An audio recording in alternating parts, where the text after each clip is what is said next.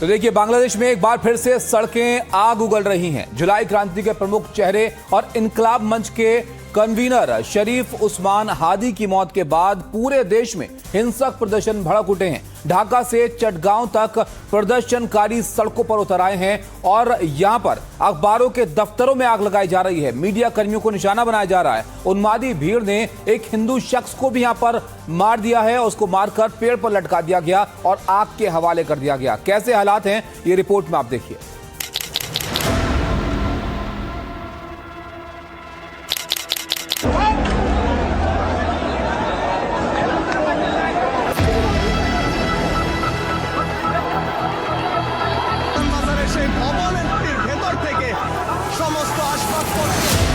हादी की मौत से फिर सुलगा बांग्लादेश। जुलाई क्रांति का सितारा और इकबाल मंच के कन्वीनर शरीफ उस्मान हादी की मौत ने ढाका की सड़कों को खून से लाल कर दिया। अखबारों के दफ्तर जल रहे हैं। लोगों का गुस्सा थमने का नाम नहीं ले रहा। बड़ा सवाल यह है कि क्या ये आग अंतरिम सरकार को भी भस्म कर देगी। एक गोली, एक मौत और जल उठा बांग्लादेश। उस्मान हादी वो व्यक्ति है जो बांग्लादेश चुनाव के ऐलान के बाद निर्दलीय उम्मीदवार के तौर पर खड़ा हुआ था। हादी पर 12 दिसंबर को अटैक हुआ था। पुलिस के मुताबिक हादी को दोपहर करीब 2:30 पर विजयनगर इलाके में रिक्शे पर देखा गया था। सीसीटीवी फुटेज में दिखता है कि एक मोटरसाइकिल पीछे से हादी के रिक्शे के पास आती है और फिर बाइक पर पीछे बैठे व्यक्ति ने बिल्कुल नजदीक से हादी पर गोली चला दी। गोली मारने के बाद बाइक सवार हमलावर मौके से फरार हो गया। इलाज के दौरान सिंगापुर में हादी की मौत ने बांग्लादेश में एक बार फिर भारत विरोधी नैरेटिव को हवा दे दी है। बर्निंग बांग्लादेश, आगे और बढ़ेगा कलेश।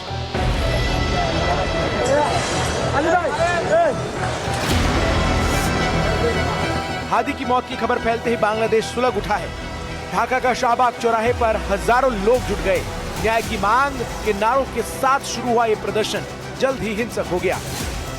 निशाने पर मीडिया, खतरे में पत्रकार। प्रदर्शनकारियों ने देश के सबसे बड़े अखबार प्रथम आलोक और डेली स्टार के दफ्तरों में हमला बोल दिया, तोड़फोड़ की और आग लगा दी। कई पत्रकार भी भीड़ के गुस्से का शिकार हुए। सेना ने बड़ी मुश्किल से इनकी जान बचाई। जानकारी के मुताबिक प्रदर्शनकारियों के द डेली स्टार के ऑफिस में आग लगने के बाद 25 पत्रकारों को बचाया जा चुका है। आवामी लीग पर उतरा लोगों का गुस्सा। प्रदर्शनकारियों के निशाने पर आवामी लीग पार्टी भी रही। राजशाही में आवामी लीग का दफ्तर जला दिया गया। बांग्लादेश के पहले राष्ट्रपति शेख मुजीबुर रहमान के आवास में भी तोड़फोड़ की गई। मुजीबुर रहमान पूर्व प्रधानमंत्री शेख हसीना के पिता हैं, जिन्होंने जुलाई क्रांति के बाद से भारत में शरण ले रखी है।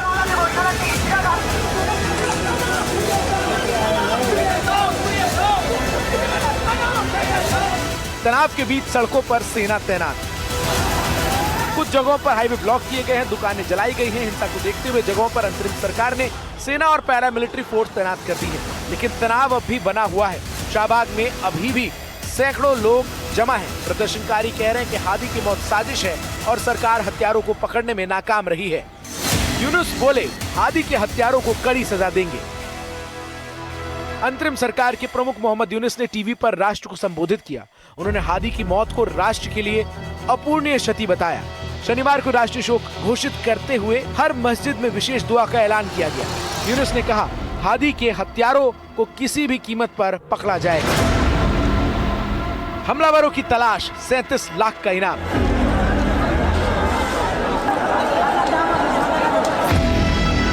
बांग्लादेश पुलिस ने उस्मान हादी के हमलावरों की तलाश शुरू कर दी है। 2 प्रमुख संदिग्धों की तस्वीरें जारी की गई हैं और सूचना देने वाले को 5 मिलियन टका यानी लगभग 37 लाख रुपए का इनाम देने की घोषणा की गई है। बांग्लादेश के अंतरिम राष्ट्रपति मोहम्मद यूनुस ने उस्मान हादी और देश भर में फैली हिंसा के बाद ढाका में एक हाई लेवल मीटिंग बुलाई है, जबकि बांग्लादेश में भारतीय उच्चायोग में यहाँ रह रहे भारतीय समुदाय के लोगों और छात्रों के लिए सतर्क रहने की एडवाइजरी जारी की गई है।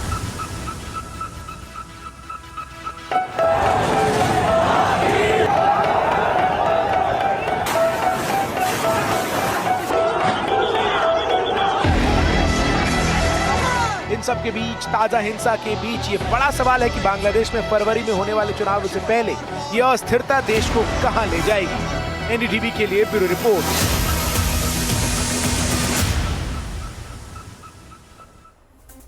तो देखा आपने, एक बार फिर से बांग्लादेश जल रहा है। सड़कों पर उन्मादी भीड़ है, गुस्साए लोग हैं जो कहीं ना कहीं सरकार से भी नाराज हैं। अब सीधा बांग्लादेश आपको लिए चलते हैं। हमारे साथ शुएब चौधरी जुड़े हैं, वरिष्ठ पत्रकार हैं और बांग्लादेश से सीधे हमारे साथ मौजूद हैं। शुएब साहब, हम देख रहे हैं जो तस्वीरें सामने आ रही हैं वो निश्चित तौर पर हालात बयां कर रही हैं और वो बहुत चिंताजनक स्थिति है। ये जो सड़कों पर आग है, जो देश जल रहा है, क्या ये वहां की अंतरिम सरकार को भी भस्म कर देगा? क्या स्थिति वहां पर लग रही है आपको? बहुत बहुत धन्यवाद। देखिए, कल जब हादी की मृत्यु की खबर आई बांग्लादेश के समय रात को तकरीबन 10 बजे, तो सब चुप शांत थे। मगर जब ही यूनुस ने नेशन को एड्रेस की, जाति को, इसके बाद ये सब काम शुरू हो गई। और आप जानते कि सारी रात बांग्लादेश में 2 न्यूज़पेपर ऑफिस में अटैक हो गई और अनदर और एक अंग्रेजी न्यूज़पेपर के, डेली न्यूज़पेपर के एडिटर को पिटाई किया है। बंगबंधु की मकान में आग लगा दी, अवामी लीग लीडर्स के घर पे आग लगा दी। चटगांव में इंडियन असिस्टेंट हाई कमिश्नर की मकान पे ये लोगों ने ईंट पत्थर छोड़ के मारा। शुएब साहब, इस स्थिति पर एक और छोटा सवाल मेरा यह था कि इससे पहले जब इस तरह के हालात बांग्लादेश की सड़कों पर दिखे थे तो वो शेख हसीना से नाराजगी थी। अब क्या यूनुस सरकार से भी भरोसा यहां पर लोगों का उठ गया है? देखिए, यूनुस तो सरकार है नहीं, ये एक तानाशाही है। मगर लोगों की अभी लोग एकदम कल रात से लोग इस पर पर्टिकुलरली लोग हैरान हो गई और लोग बिल्कुल ही फेड अप हो गई यूनुस के ऊपर। और मैं आपसे जब बात कर रहा हूँ, अभी बांग्लादेश में ये तकरीबन 3:30 बज रहा है। 6 बजे ये हादी की डेड बॉडी आएगा बांग्लादेश में और हम डरते हैं कि ये 6 बजे के बाद जो हालत होने वाला है कल से भी बदतर होगा। तो बांग्लादेश की total law and order situation एकदम ही नहीं है और पत्रकार, जर्नलिस्ट, एडिटर कोई भी अभी आज ऑफिस जाने से डर रहे हैं। बिल्कुल, और ये बहुत बड़ी फिक्र की बात है कि लोगों के मन में डर है। जैसे हालात सड़कों पर यहाँ पर दिख रहे हैं, अभी हादी का शरीर वहां पर पहुंचेगा जब, तब आप देखिए कैसी स्थिति वहां पर होगी। आप रहिएगा सर हमारे साथ, एक और रिपोर्ट हम यहाँ पर देखते हैं। उस्मान हादी की मौत पर बांग्लादेश सुलग रहा है। ऐसे में सवाल यह है कि कौन था यह हादी, शरीफ उस्मान हादी, जिसकी मौत ने बांग्लादेश में बवाल मचा दिया है। रिपोर्ट आप देखिए। शरीफ उस्मान हादी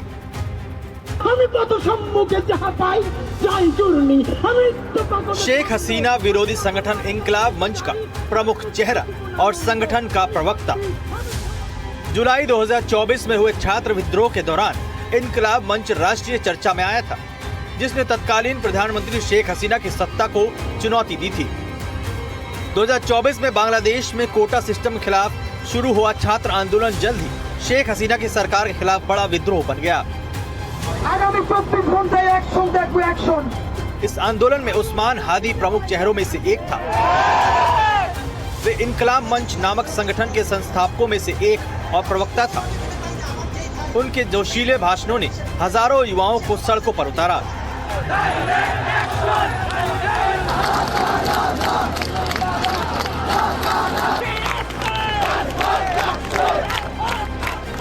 विद्रोह ने तत्कालीन प्रधानमंत्री शेख हसीना की सरकार गिरा दी और शेख हसीना को देश छोड़कर भारत भागना पड़ा।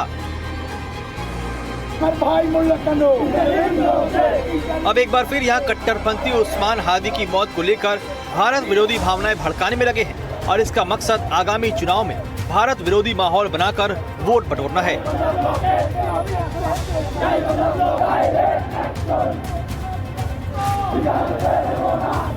उस्मान हादी का पूरा नाम शरीफ उस्मान बिन हादी था। उनका जन्म 1993 में बांग्लादेश के झालोकाठी जिले में एक साधारण मुस्लिम परिवार में हुआ। उनके पिता एक मदरसा शिक्षक और स्थानीय इमाम थे। शुरुआती शिक्षा मदरसे से पूरी करने के बाद वे हादी ढाका यूनिवर्सिटी पहुंचा, जहां उसने राजनीतिक विज्ञान की पढ़ाई की। यहीं से उसके राजनीतिक यात्रा की शुरुआत हुई, लेकिन उसे असली पहचान 2024 के जुलाई विद्रोह से मिली।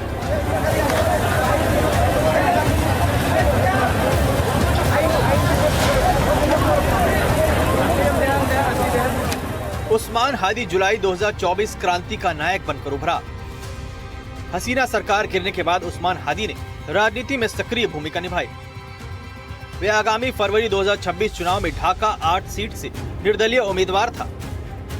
चुनाव प्रचार के दौरान ही 12 दिसंबर 2025 को ढाका के पलटन इलाके में उन पर जानलेवा हमला हुआ। मोटरसाइकिल सवार हमलावरों ने उनके सिर पर गोली मार दी। गंभीर हालत में उसे पहले ढाका के अस्पताल में भर्ती किया गया, फिर बेहतर इलाज के लिए सिंगापुर एयरलिफ्ट किया गया, लेकिन 18 दिसंबर 2025 को सिंगापुर जनरल अस्पताल में उसने दम तोड़ दिया। उस्मान हादी की पहचान भारत विरोधी के तौर पर भी थी।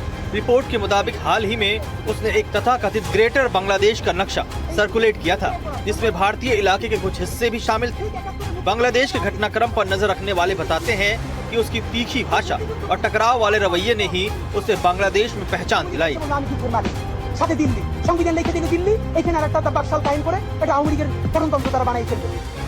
उस्मान हादी की मौत की खबर फैलते ही बांग्लादेश में हिंसा भड़क उठी।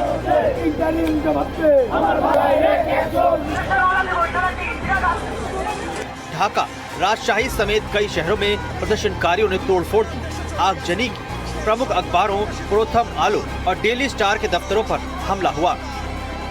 अंतरिम सरकार के मुख्य सलाहकार मोहम्मद यूनुस ने हादी की मौत को राष्ट्र के लिए अपूरणीय क्षति बताया और एक दिन का राजकीय शोक घोषित किया। उन्होंने हत्यारों को जल्द पकड़ने का वादा किया है। Bureau report, NDTV India.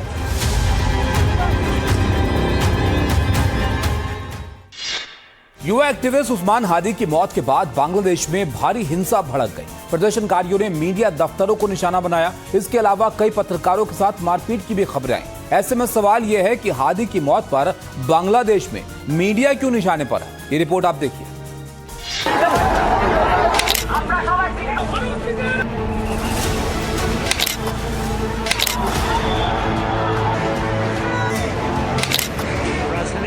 Bangladesh में उस्मान हादी की मौत के बाद दंगाइयों ने आधी रात वहां के मीडिया प्रतिष्ठानों के दफ्तर पर जमकर बवाल मचाया। दंगाइयों ने बांग्लादेश के अंग्रेजी दैनिक अखबार द डेली स्टार के दफ्तर को आग लगा दी। इस दौरान बिल्डिंग की छत पर दर्जनों पत्रकार 3 घंटे तक फंसे रहे। ये 3 घंटे इन पत्रकारों के लिए खौफनाक थे। रिपोर्ट के अनुसार जब प्रदर्शनकारियों ने ऑफिस के निचले हिस्से में आग लगा दी तो वहां से धुएं का गुबार निकल पड़ा। इस वजह से पत्रकार बाहर नहीं निकल पाए। फायर फाइटर के वहां पहुंचने पर आग पर काबू पाया, लेकिन ऊपर फंसे पत्रकार हमलावर की भीड़ के डर से नीचे आने के लिए तैयार नहीं थे। हिंसा और तनाव के बीच जब सेना की टीम वहां पहुंची तो पत्रकारों को सुरक्षित बचाया जा सका।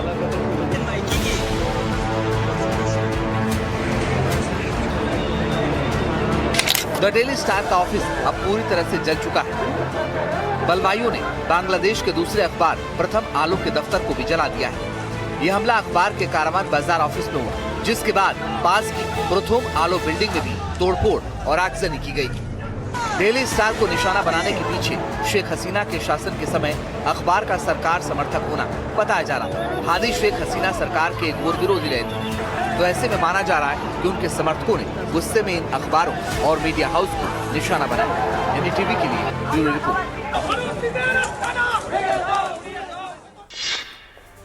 तो देखा आपने किस तरह से जो भीड़ है वो पूरी तरह से बेकाबू है और इस भीड़ की नाराजगी इस बात को लेकर है कि वहां की सरकार क्या इस काबिल नहीं है कि हालात वहां पर कानून व्यवस्था को ठीक करने लायक बन पाए। हादी की जिस तरह से हत्या यहाँ पर की गई उससे जबरदस्त यहाँ पर नाराजगी है और ये हालात लगातार खराब होते जा रहे हैं। शुएब चौधरी हमारे साथ जुड़े हुए हैं सीधे बांग्लादेश से। शुएब साहब, आपसे बात हो रही थी कि कैसे हालात और वहां पर बने हुए हैं और आखिर ऐसी स्थिति यहाँ पर पैदा क्यों हुई। अब जरा ये आप बताइए, जो हादी हैं इनका रसूख और शख्सियत क्या इतनी बड़ी है कि बांग्लादेश को, पूरे देश को यहाँ पर आग में झोंक दिया जाए और ये जो सरकार वहां की है ये किस हद तक इस स्थिति को काबू करने के हालात में नजर आ रही है? देखिए, ये जो कल से जो शुरू हुआ है या हादी की गोली खाने से बाद में जैसे जो चूस चल रहा है, हादी कोई नेशनल लीडर है नहीं, मगर कल शाम से जो चीज़ हुआ बांग्लादेश में सारी रात या अभी भी चल रहा है, ये हमारे को लगता है कि ये किसी ने ऑर्केस्ट्रेट किया है, अरेंज किया है, इंजीनियर है ये पूरे टेररिस्ट एक्टिविटीज और बांग्लादेश को ये जो हालत में डाल दी, ये खुद यूनुस कर रहा है कि एक बहाना बनाने के लिए तो जो इसको एक मौका देगा